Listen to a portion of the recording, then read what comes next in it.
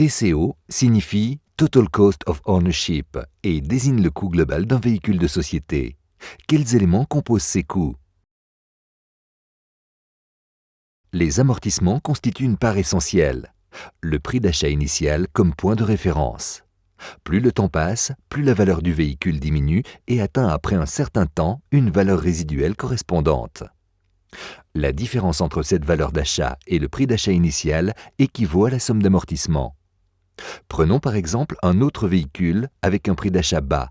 Ce véhicule peut être revendu après le même laps de temps, mais à une valeur résiduelle nettement plus basse. Dans ce cas, bien que le prix de vente soit plus bas, la dépréciation est plus élevée. Un prix d'achat plus bas ne conduit donc pas nécessairement à une diminution des amortissements. La valeur résiduelle joue un rôle déterminant. Les amortissements occasionnent presque la moitié des coûts totaux d'exploitation. La consommation d'un véhicule représente un autre bloc de frais important. Elle est en premier lieu déterminée par la taille du véhicule, le poids, la motorisation, la boîte de vitesse et le type de conduite. Si on se réfère à la consommation pour toute la durée d'exploitation, il en résulte des frais de carburant considérables. Si on les compare avec ceux d'un véhicule à forte consommation, la différence finale est conséquente.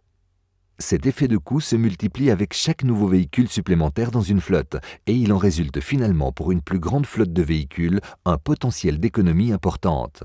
Ceci ne doit donc pas être sous-estimé, les frais de consommation représentant les deuxièmes facteurs de dépenses. Afin que les conséquences financières d'un dommage soient couvertes, il est nécessaire d'assurer tout véhicule.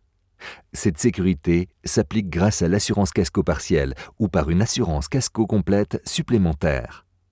Les dommages liés au parquage, à une négligence grave, à un accident ou à une protection du bonus sont pris en charge par des assurances complémentaires ou par l'assurance responsabilité civile obligatoire. Toutes ces assurances protègent contre les suites financières des dommages. Le total des primes d'assurance représente environ 12% de l'ensemble des coûts d'un véhicule. D'autres coûts sont générés par les services réguliers au cours desquels il faut examiner les pièces d'origine nécessaires et les liquides tels que l'huile, le liquide de frein, mais également les réparations pour cause d'usure. Tous ces coûts cumulés forment 8% du total des frais. Il faut ajouter à cela les coûts liés au financement des véhicules, les taxes cantonales sur les véhicules à moteur et le montant de la vignette.